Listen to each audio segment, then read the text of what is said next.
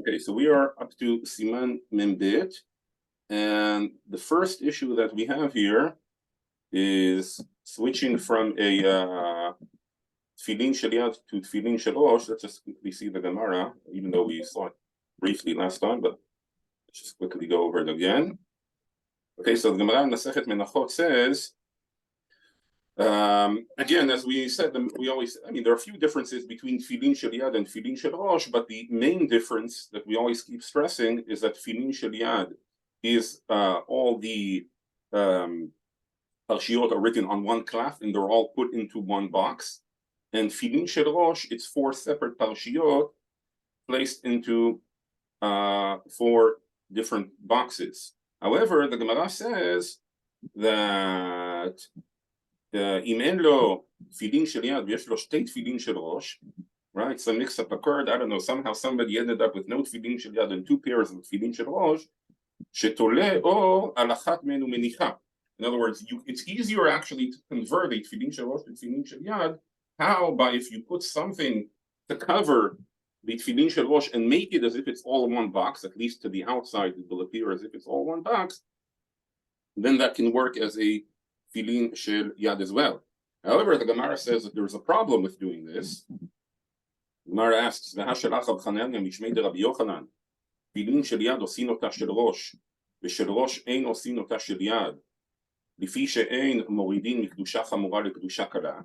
In other words, tefillin shel rosh is considered to be a higher kedusha than tefillin shel yad. Why? Rashi here explains, שרובו של שדai נעשה בשל ראש, שין ד', אבל בשל זרוע אין אלא יוד, יש שם רצועה קטנה. In other words, we know the shin is engraved on the tefillin shel, not engraved rather, but the shape of the shin you have on the bayit of the tefillin shel rosh. You have the dalid in the knot that we do in the tefillin shel rosh, but the yud is on the tefillin shel yad. So the majority of the shem, 2 out of 3 letters, are on the tefillin shel rosh, and that's why Rashi says it has a higher kedusha than tefillin shel yad. So you cannot convert a tefillin shel rosh into a tefillin shel yad, because then you would be over the isur of ma'alin b'kodesh ve'ein moridin, that is prohibited to make something, put something lower in kedusha from where it was. So the Gemara answers, Lo kashya ha be'atikta ha bechadeta.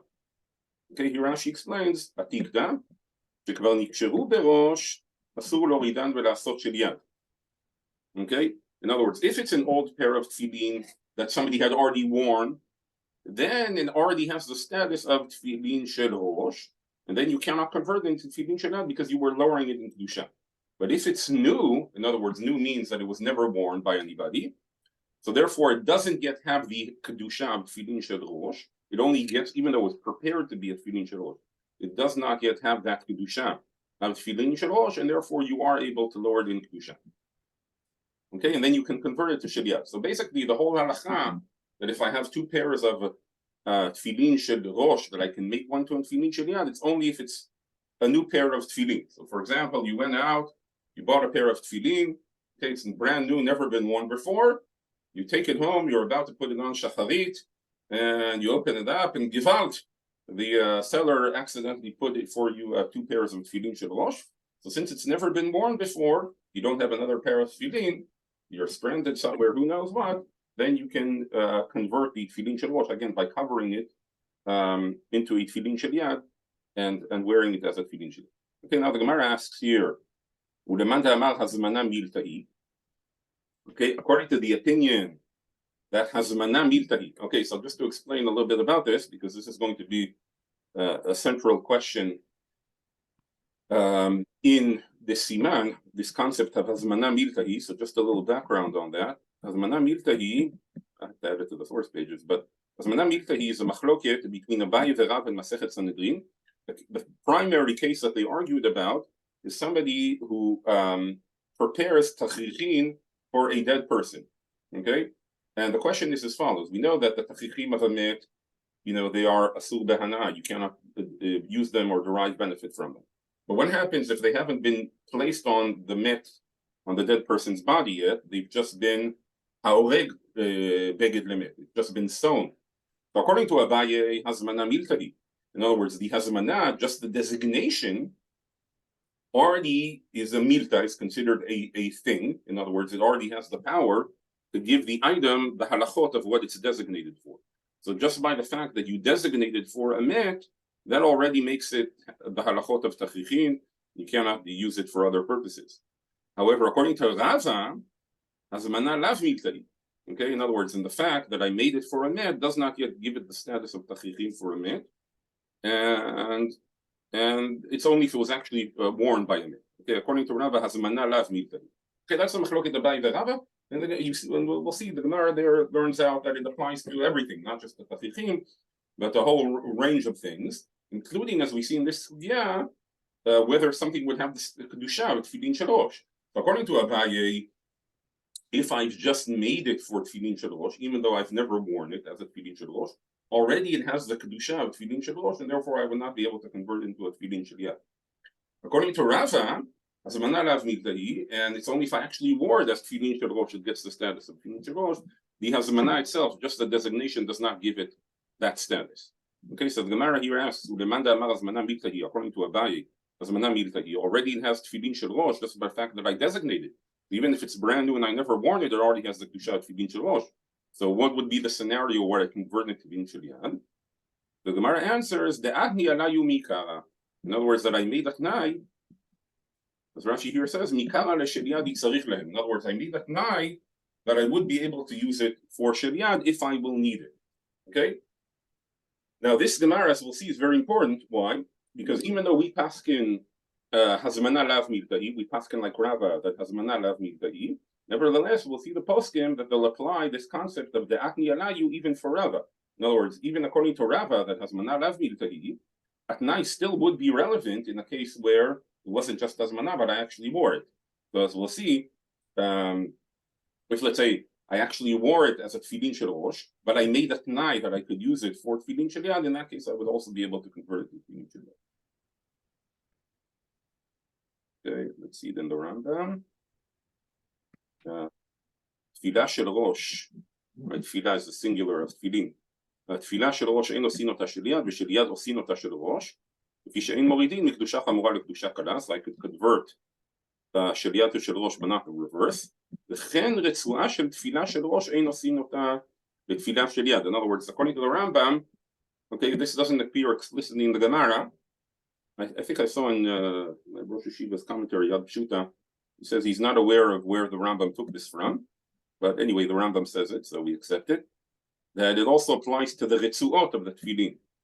That even though perhaps he could have debated, the Ritzuot are only sort of Tashmisha Kedusha, but nevertheless, Rambam says you cannot take the Ritzuah of the Tefillin Shel Rosh and make it for Tefillin Shel Yad. באמת דברים אמורים כשלבשן, אבל תפילין של ראש שלא לבשן אדם מעולם אם רצה להחזירן ליד מותר, so I can convert it into a תפילין של יד if it's never been worn before. It's new, וכיצד עושים תולה עליה אור עד שתעשה אחת וקודשרה על ידו. Okay, again I cover it until it's like one box and then I'm able to with a piece of leather and then I can tie it on my hands. Okay, let's see Shulchan Aruch on this.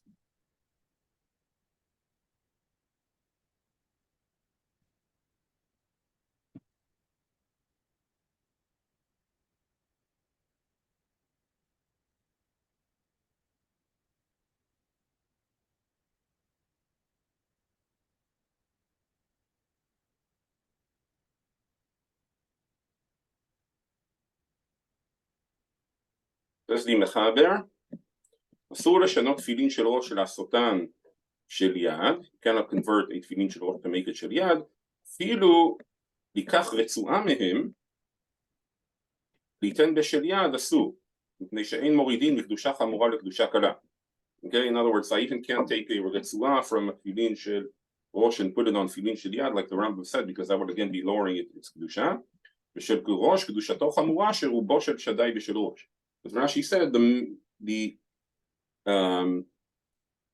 most of the name of Hashem is in the Shel Rosh, אבל משל יד לשל ראש מותר לשנות, but you can convert from של יד לשל ראש, ואם היו חדשים שעדיין לא הניחם, if it's new that it's never been worn, מותר לשנות אפילו משל ראש לשל יד, you can convert even from the rosh to the shel yad, shetoleh alehem yichse or echad v'nir'im kebait echad, by covering it with a piece of leather and making it into one bait. Okay, a few details here in the Mishnah Berurah. So he says here, shel yad afilu ein lo shel yad v'yesh lo bet shel rosh. In other words, even if this prohibition that you cannot make tefillin shel rosh, tefillin shel yad, is even if it sounds like even if I'll end up not being able to wear a tefillin shel yad because of that, because I have two pairs of shel rosh, nevertheless, it's prohibited to be morid b'kedusha. Here he quotes here a discussion in the Pri Megadim. אין פרי מגדים שמסתפק עם דינא דאין מורידין ומדאורייתא ומדרבנן ובסוף צידד לומר דו דאורייתא. In other words, that they want to say this halacha of אין מורידין בקדושה is even דאורייתא.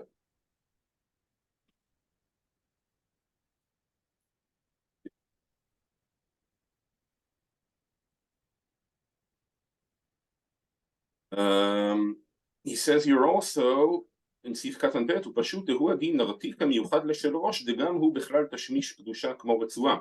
In other words, so even the box that I have for the tefillin, the box that I have before the tefillin shel rosh, I cannot use it, change it to use it for a tefillin shel yad, because that too would be considered moridin de kedusha. Just like we see by the retzua that it's only a tashmish, but nevertheless the halacha of ein moridin applies to it, so too it would apply to the box. Again, the box is directly on the tefillin, so that's a tashmish kedusha, as opposed to, let's say, a bag, which might be considered a tashmish to tashmish. Because if it's a bag covering the box, then it's like a tashmish to tashmish. But the box itself, which is directly on the tefillin, is tashmish kedusha. So therefore, you wouldn't be able to switch that from shel rosh to shel yad.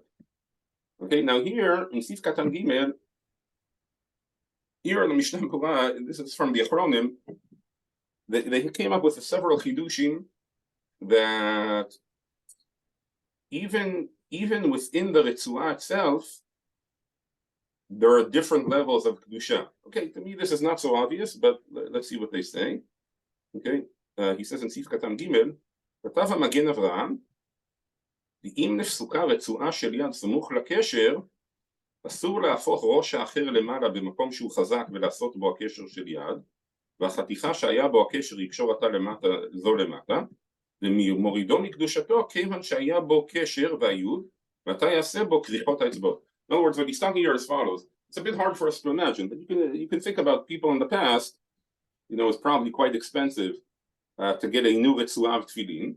So if, let's say, they had a Retzuah tefillin, and it would tear, let's say, on the top part of the tefillin shel yad, okay, and the lower part was stronger, then what would they want to do? They want to take the lower part and tie it on the top part, and then take the part on the top which got torn, and then tie it to the tefillin shel yad, to the part of the Retzuah. In other words, they would tie the two pieces of Retzuah together, and now the part which was on top, which was used to make the kesher for the tefillin on the arm, would now be used to done the krichot on the arm or on the fingers. So the Magen Avraham says that too is a problem of ein moridin. Why? Because even within the Retzuah itself, the part of the Retzuah which it ties the tefillin to the arm, the top part, okay, up here, that has more kedusha than the lower parts. Why? Because in the top part, that's where you're actually fulfilling the mitzvah of tefillin, and that's where the kesher of shel is. In the bottom part, is sort of just a min hagim that we do the krichot on the bottom part. So even to take the top part of the Retzuah and now put it on the bottom, that would also be considered moridin kedusha. Obviously, the bottom part I can take to move to the top because that's moridin kedusha. Take the top part and move it to the bottom. He says better not to. He says not to do that. So you should put in gniza that top part.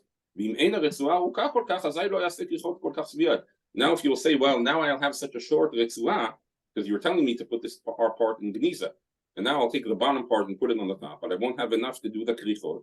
So he says, okay, don't do the krichot, because again, as we said, the mitzvah of tefillin is really just the kesher up here. The krichot that we do in the bottom are more minagim. So you make less krichot, just get it to properly attached to the hand, and that's it. Okay, same thing he says on the shel rosh. וכן בשל ראש, אם נפסק מה שמקיף הראש, אסור להפוך מה שבתוך הקשר שיהיה חוץ לקשר מטעם הנ"ל. Also on the shel rosh, he says the Retzuah, which is within the knot before you reach the dalid, which is actually serving the kesher of the tefillin, that has higher kedusha than the parts of the straps which extend below. So there too, if it got cut off and you want to now take the bottom part and put on the top, and the top to put on the bottom, again, the bottom you could put on the top, but the top you shouldn't take and put on the bottom. Okay? It says, אמנם היא נפסקה רצועה של ראש מבחוץ מהקשר ורוצה למושכה ולהידה למטה כדי שיהיה הרצועה שלמה והשאיר עבר למעלה ויכול להורידה אף על פי שמוריד קצת מקדושתה, שהרי מקום הקשר יהיה תלוי למטה, אין זו הורדה על כל פנים באותה חתיכה יהיה הקשר.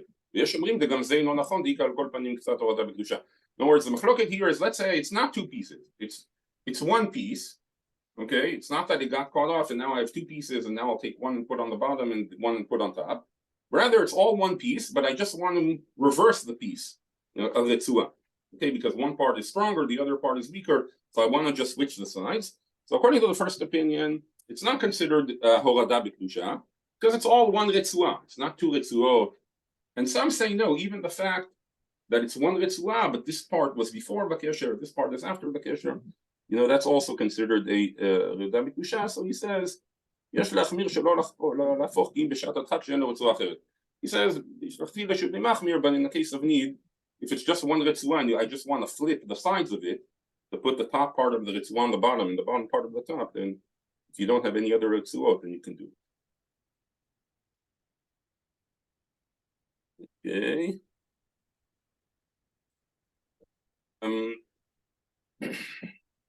Regarding, we said you are able to make a tefillin shel yad into a tefillin shel rosh.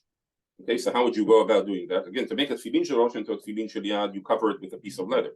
How do you do the reverse to make a shel yad into a shel rosh?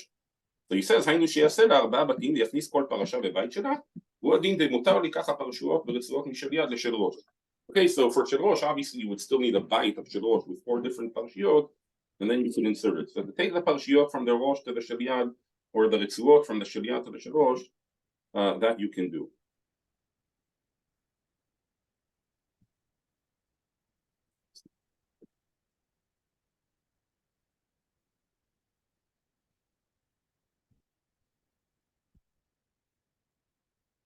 Yeah, here he says, let's say I discover that one of the parashiyot has a psul in it.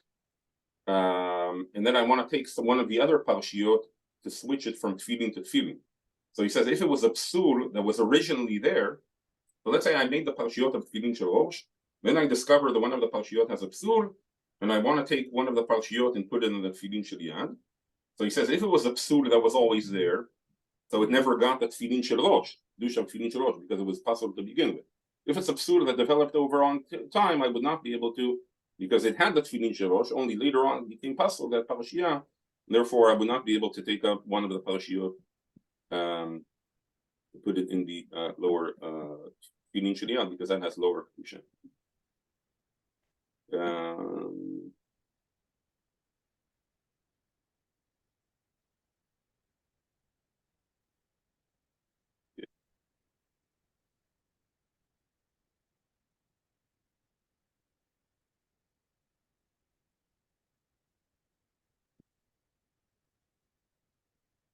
seif bet. Here also in the Orach Chaim he quotes a פרי מגדים. אם כתב על קלף לספר תורה ונפסל על ידי שם וכדומה, ומותר לכתוב על הנותר תפילין ומזוזות, הכתיבה לא הווי גם כן כי אם הזמנה מעלייתה, ולא הווי קצר בי באזמנה, ולא כי עלייה רבה שמחמיר בזה. In other words, let's say I begin writing on a klaf for a sefer Torah, and for some reason I can't use that klaf for a sefer Torah anymore, and now I want to take some of the klaf and use it to make tefillin or mezuzot. So is that considered I'm lowering kedusha, or is the writing only considered hazmana, but it's not yet a sefer Torah until it's actually been used as a sefer Torah? So the Peri Megadim says it's just hazmana, and therefore I can convert it into tefillin or mezuzot. He says, אחר כך מצאתי בן נביא יהודה שנסע ונתן וילד המורה להקל לכתוב עליה אחר כך תפילין לא נשתבש ומזוזין להקל. And though Rabbi Yehuda says to make sefer Torah tefillin is not really lowering kedusha, but not a mezuzah.